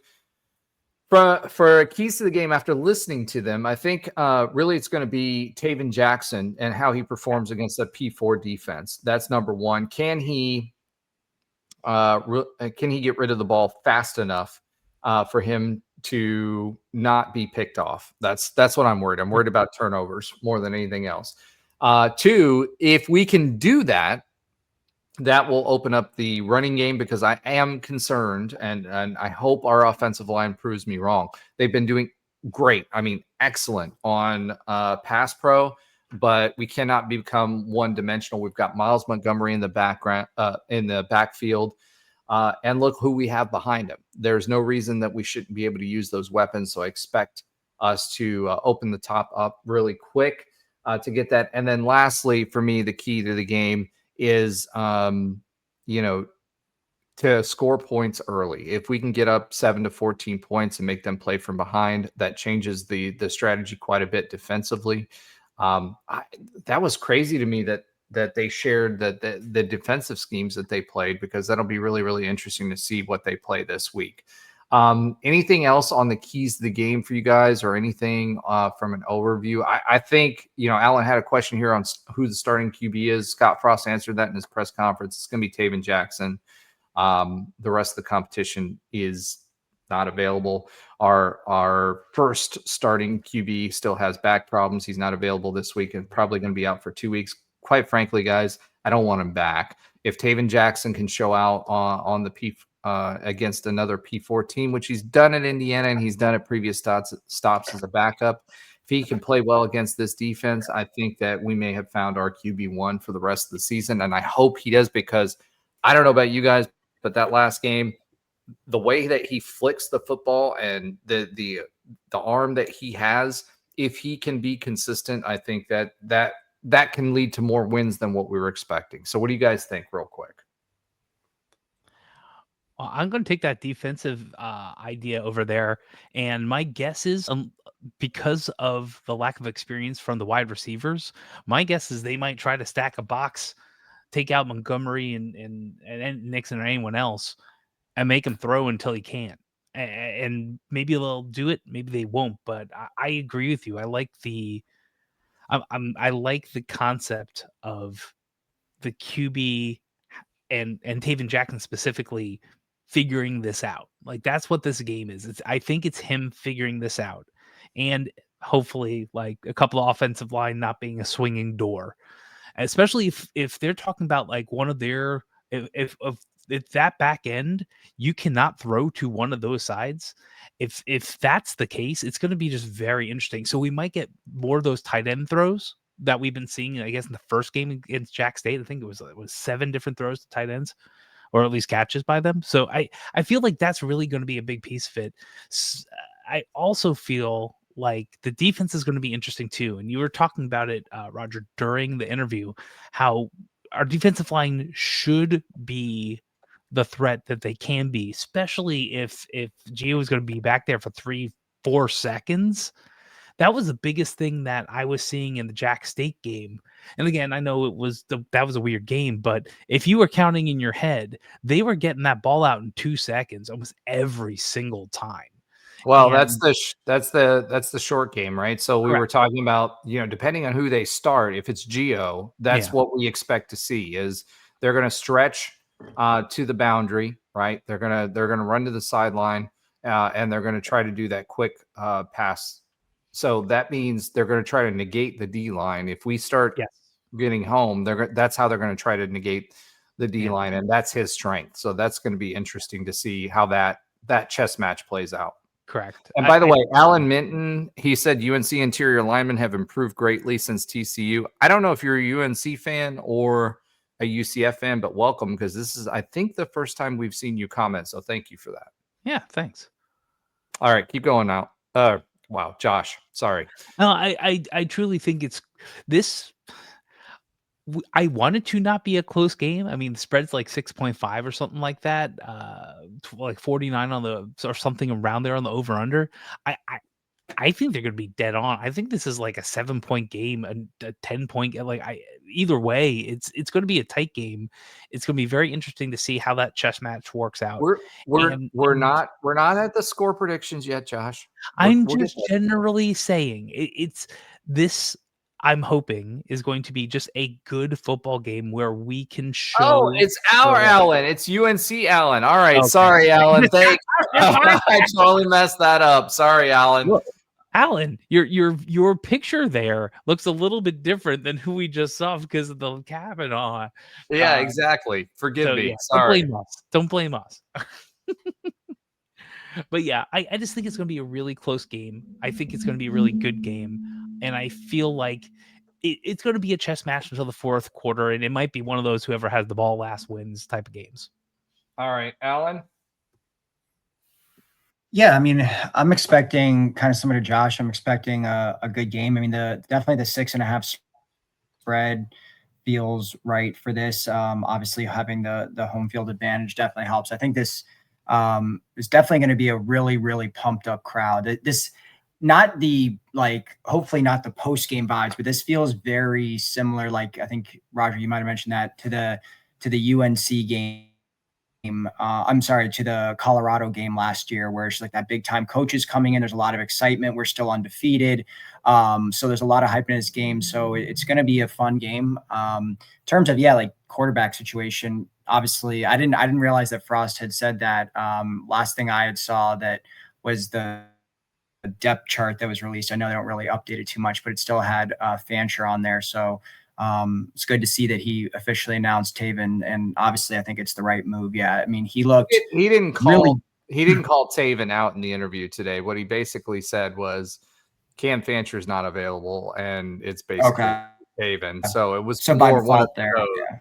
Yeah, it was more one of those versus Taven's our guy kind of thing. I think he's trying that, which makes more sense. So so I mean, I think obviously it's the right move. I mean, like for all the reasons you said, I mean, he's looked a lot more natural. The flick of the wrist, he's got, can just bomb the ball. I mean, he looked, I thought, a little bit better in the second half of week 1 than he did in game 2, where there wasn't a single passing touchdown thrown somehow with 68 points. But I mean, as of right now, he should be our guy. And I think he gives us the best chance to win going up against UNC. Trey.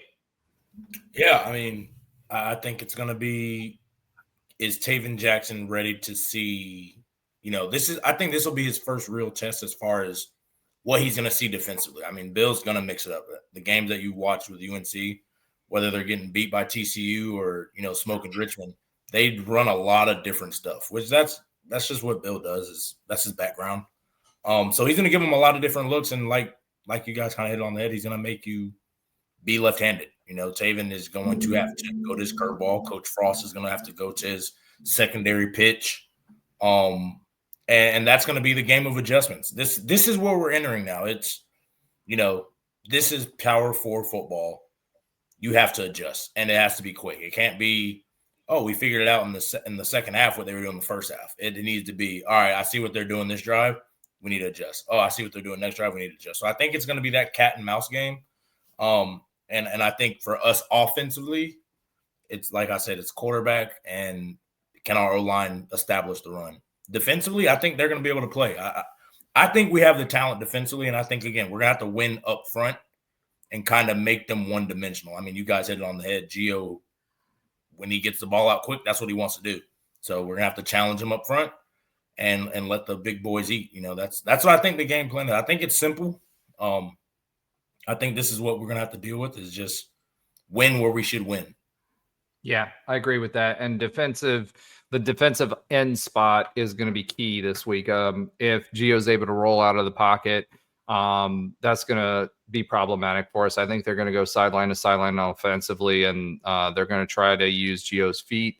If they can't get that, then they'll use the short game. So that'll be a defensive adjustment on how we, whether we're throwing the house at them or whether we're coming back in zone coverage to try to defeat that short game. So it'll be interesting. 6.4 yards on average per snap for the quarterback for Gio this season. So I think the short game is going to be where it's at. So it'll be quick, but I do think our defense is up to the challenge. What I'm questioning is whether that Taven Jackson can get the ball out fast enough. So we had some other questions, but obviously we enjoyed our time with the Heel brothers. So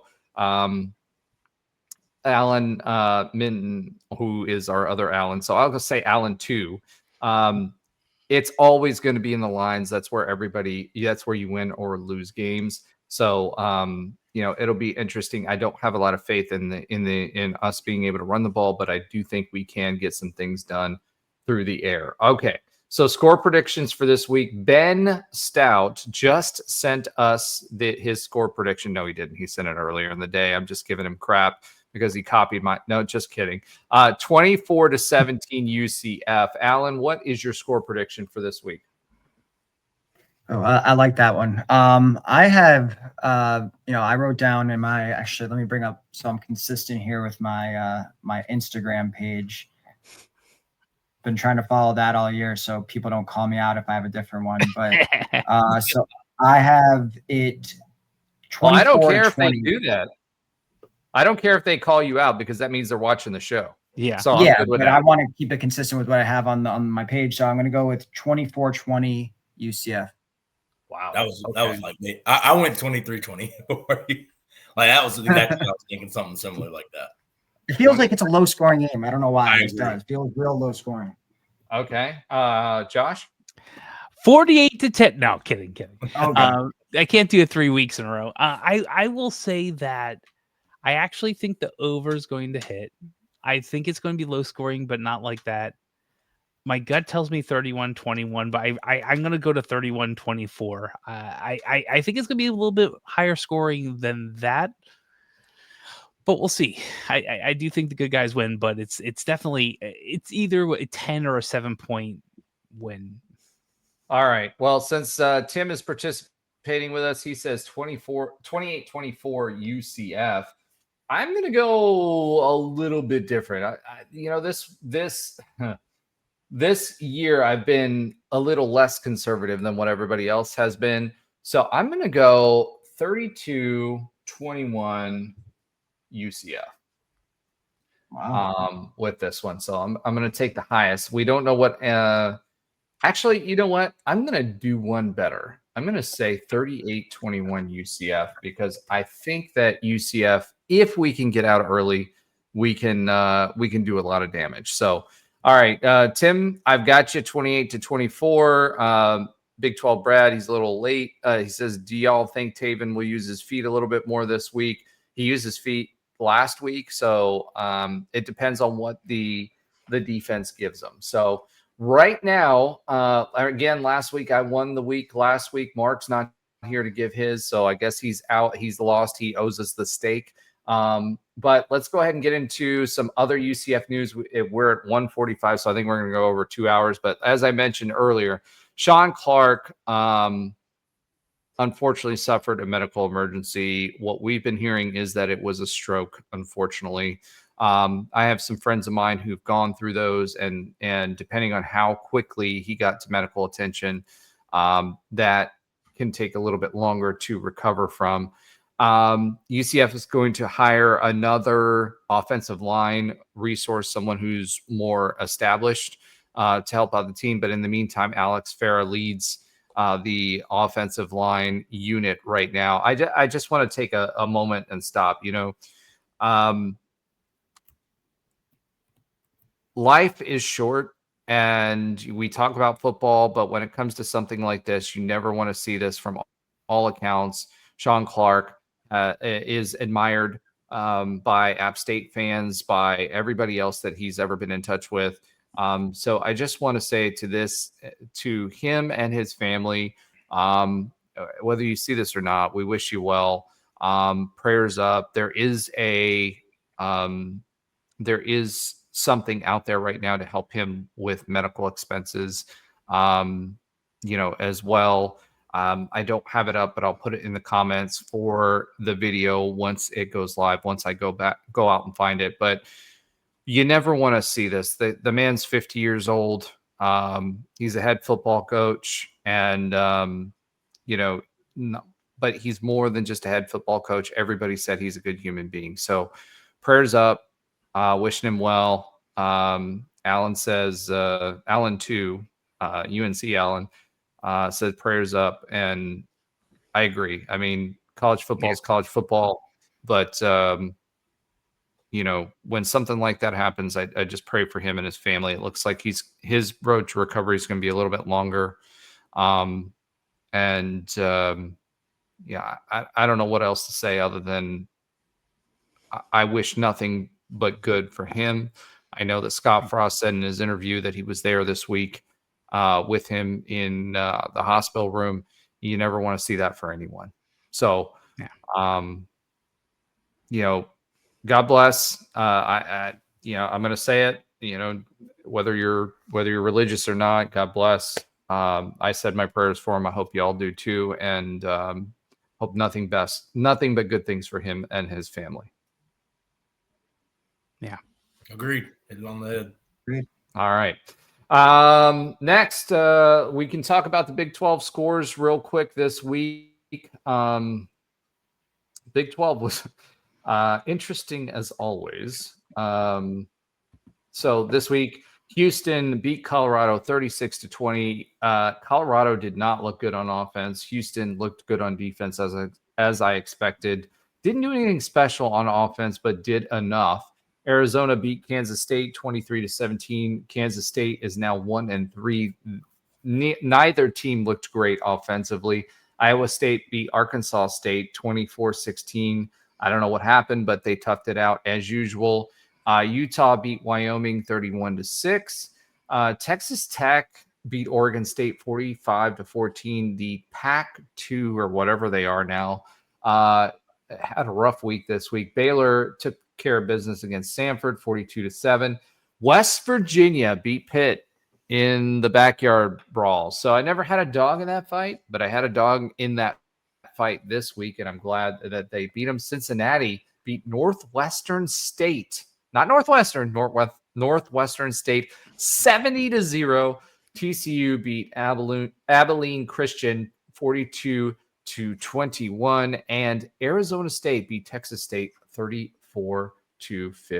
So where does that leave UCF? UCF is obviously 2-0, so that leaves us tied for 5th place in the conference. We'll see how that works out for the rest of the conference or the rest of the year. But we're in 5th right now, so we're not 15th. So I'll take it. Okay. That being said, Big 12 has 3 ranked teams right now. ESPN ranks us 36th out of the 39 undefeated teams. That's largely because we played the bye. KZ revealed this week that he had a first-round grade for the NFL draft before his injury. So I do want to say that makes it even more, I don't know if I would say hurtful would be the best way to say that for KZ. We were all rooting for him. We weren't sure if he was going to come back the next year. We expected him to go to the NFL, but he had a first-round grade. And I really would have loved to see KZ in the NFL. It makes that much harder in what he went through, but more power to him. Tim says, if we win Saturday, we will get some votes. If we win big, UCF may crack the top 25. I agree. Unlike the Cows, who got their butts handed to them by Miami this week. Also announced today, FS1 will be we will be on FS1 versus K-State at noon Eastern. So get your tailgating in early. I'm going to shout out a little bit of listener love as we do each and every week, because we appreciate each and every one of you, including the folks TFOC this week. I mean, the show would not have been as fun without you. But Sell Out Artist this week had a comment on there who says, who knew Julian Assange knew so much about football? He was talking about me and my hair. So I'm just going to let it loose here for you, Sell Out Artist. Yeah, that was pretty funny. I didn't respond to that because I was, I didn't know how to respond to that, but that was pretty hilarious.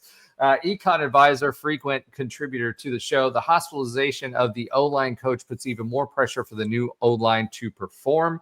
They are bringing in someone to help you because he can't be much of a factor in the UNC game.